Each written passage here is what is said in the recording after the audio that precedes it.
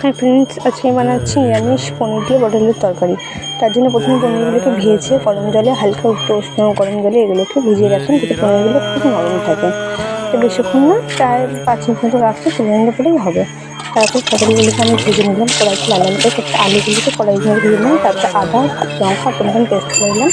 এরপরে পোস্ত আর কাজুটাকে পেস্ট করে নিলাম। এরপরে লঙ্কা হলুদ লবণ জিরে ধনে মিষ্টি সব মশলাগুলো দিয়ে, আদা বাটা দিয়ে মশলাগুলো দিয়ে, কাজু পোস্ত বাটা টমেটো সব কিছু দিয়ে তার মধ্যে পটল আলু দিয়ে কষিয়ে যখন তেল বেরিয়ে আসে তার মধ্যে পরিমাণ মতন জল দিয়ে ফুটে আসছে, তার মধ্যে পনিরগুলো দিয়ে প্রায় আলু 2-3 মতো 5 মিনিট 2-3 মিনিট দিয়ে গরম মশলা আর ঘি দিয়ে নামিয়ে নিলেই হয়ে যাবে আমাদের প্রতিদিন নিরামিষ রেসিপি। আমার তো খুব ভালো লাগে।